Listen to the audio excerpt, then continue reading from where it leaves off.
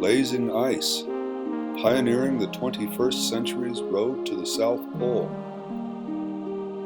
Blazing Ice is the story of a great modern-day mission and of the team that accomplished it.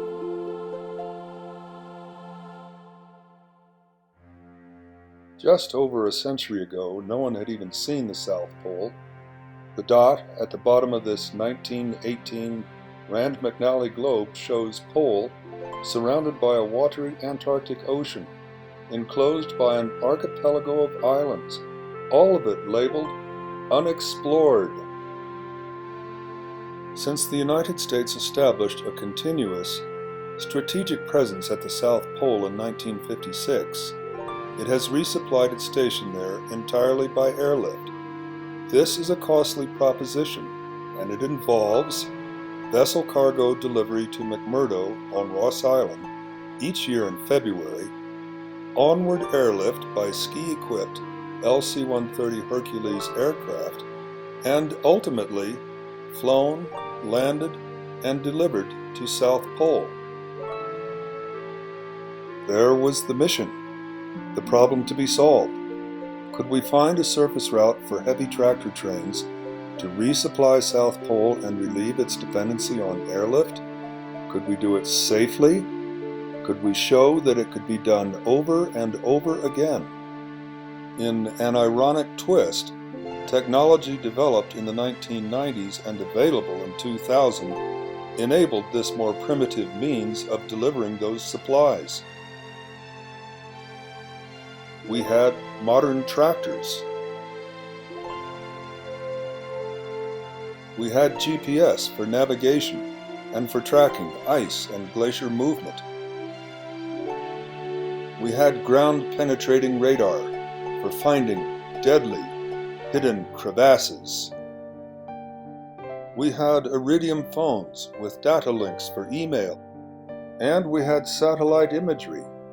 None of these things were available when the United States dropped a bulldozer down a crevasse not far from McMurdo in 1990. So the time was right for us in 2002. We had 3 years to do it. Let the prologue to Blazing Ice take you to that horizon where we stood 3 years later.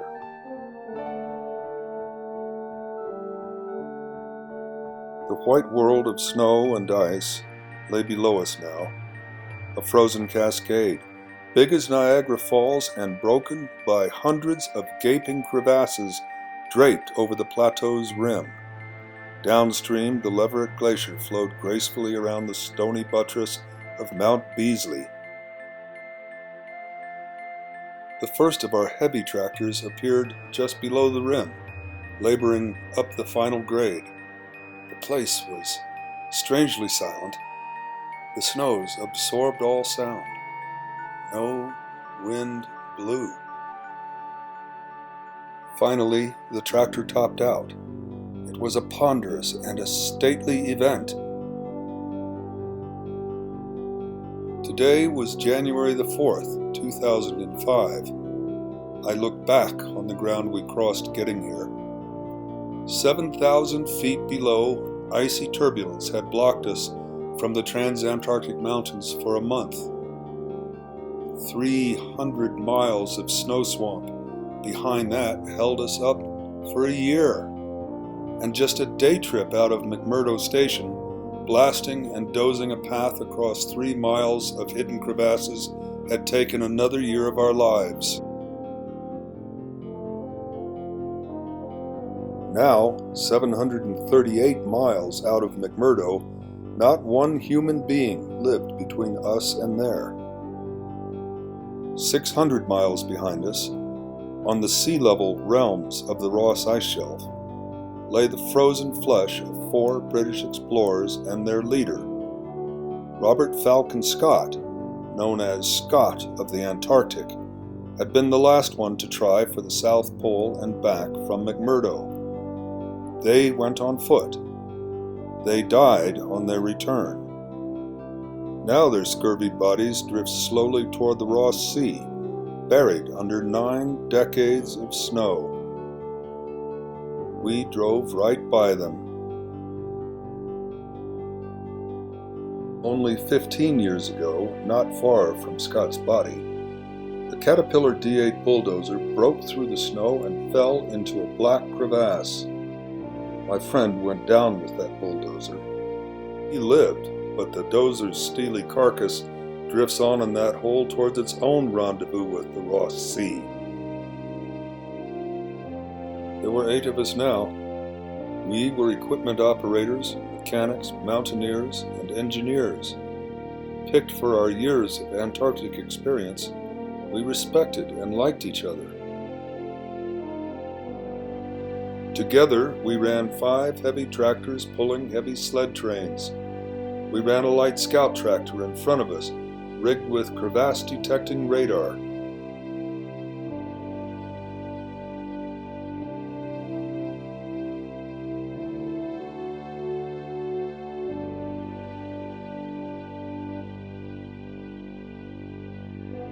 When the last of our tractors topped out, we had won our foothold on the polar plateau. We planted 4 flags on the plateau's edge and called that point SPT 18. This was the final year of our 3-year project. Between us and South Pole lay 300 miles of unexplored ground. We wanted to go, but to get back we needed more fuel than we had. The National Science Foundation could give us that fuel at Pole. Within our warm bunk room, we waited for word. Then sometime during the night, we felt our shelter rocking in the wind atop its sled base. We would wake to a blizzard. In his opening remarks at the May 2002 United States Antarctic Program Annual Planning Conference, Headman Eric Chang from the NSF Office of Polar Programs uttered these words. The National Science Foundation announces its full support for the development of the South Pole Traverse. His was a simple, declarative statement. And I spent the next 4 years figuring out what he meant. That's the prologue to Blazing Ice. It ends at the turning point to the whole mission. We are within striking distance of South Pole, poised to complete the mission in the 3 years allotted. We relied on that full support. Of course, we didn't get it. And the opportunity to complete was never certain for us. We were contract workers, never full-time, our jobs expendable in terms of budgets and funding and line items. So we won no small satisfaction the following year when we stood 2 miles out from South Pole and radioed for permission to come into the station. And yet, that was only half our mission. We still had to get back to McMurdo, 1,000 miles behind us, that year to prove the concept.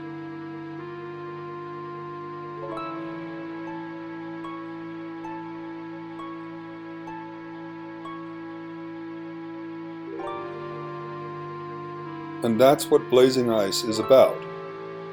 When we did prove the concept, everybody won. Science won. In relieving Pole of its dependency on airlift, more flights came available for remote field science support. And as it turns out, given what we proved, the tractor trains could more efficiently replace many of those science support missions. U.S. taxpayers won. Tractors burn only half the fuel consumed by an LC-130 aircraft for the same payload delivered, so it was cheaper. Moreover, mobility studies we engaged in with the Cold Regions Research and Engineering Laboratories led to mobility improvements such that our tractors could pull 4 times the loads originally planned. So cheaper would be getting cheaper. and the environment one. While we were already burning less fuel than the airplanes, the modern Tier 3 tractor engines emit mere hundreds of the noxious emissions exhausted by LC-130 turboprop engines. So the time was right for us in 2002, with the mission accomplished in 2006, and Blazing Ice tells what that was like. You know, in the last year of the project, one of the contracting company's full-time bosses dismissed our efforts, reducing them to, "It's just a matter of time and distance." Well, there was the small matter of terrain, not to mention weather.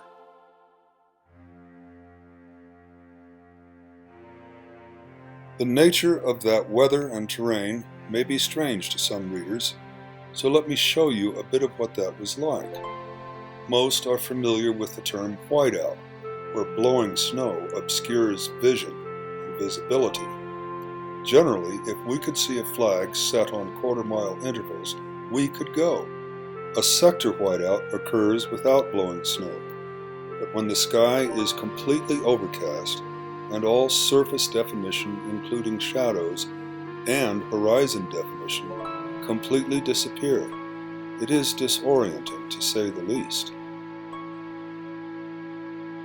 It wasn't always like that, of course.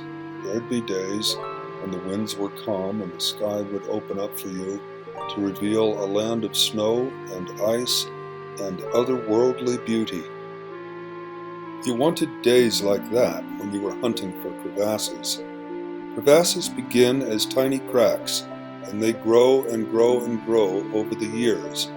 And as they grow, snow blowing across their surface creates a bridge that obscures the void below them. Of course, we wanted to find the crevasses before they found us, and we tried everything we could, from airborne infrared sensing, which was not particularly successful for us, to airborne ground-penetrating radar sensing, which was considerably more successful, but still left a great deal to be desired. In the end, the best system we found was ground-based, ground-penetrating radar. When the radar showed us an image like this, or like this, then we would stop and investigate. Our next move would be to blow a hole in the bridge of the crevasse and send a mountaineer down into the void to reconnoiter the space. He would measure the thickness of the bridge, the span at the base of the bridge, the depth of the crevasse, and make observations relative to the condition of the underside of the bridge and right and left along strike of the crevasse into the blackness of the void. Then we would accordingly make our plans. These plans generally involved blasting a larger portion of the bridge into the void to form a slot where we aimed to cross it. It began with charge preparation, drilling and loading the holes, and then finally the very satisfying act of blasting the crevasse itself. Once we had exposed the slot we wanted, our next move was to push snow into it and fill it from bottom to top, such that we no longer had a void below us, but a plug of snow that we could safely cross and then go looking for the next crevasse that stood in our way. Well, that's how we dealt with crevasses. The next year, in crossing the Ross Ice Shelf, we got into a region of exceptionally soft snow that stuck our tractors, mired our sled loads, broke our sleds. We were completely unprepared to deal with what we had discovered was a snow swamp, and it was 300 miles across.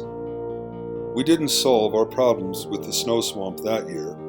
We solved them the next year with sled design modifications that all worked for us.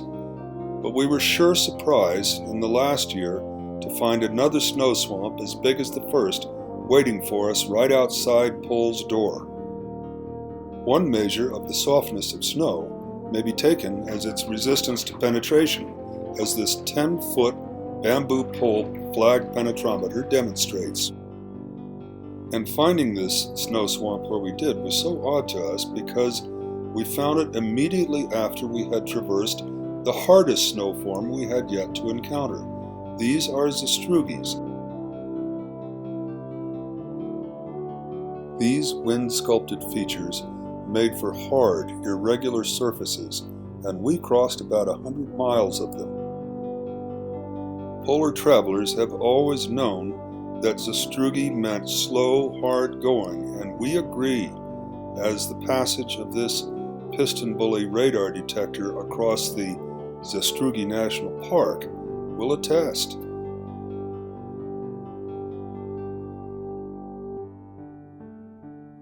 Now I hope you have enjoyed this excursion into the small matters of weather and terrain, and equally I hope this excursion will enhance your reading pleasure of Blazing Ice. It has been my honor to write this story on behalf of all of the crew that accomplished this amazing feat. We hope you enjoy the book.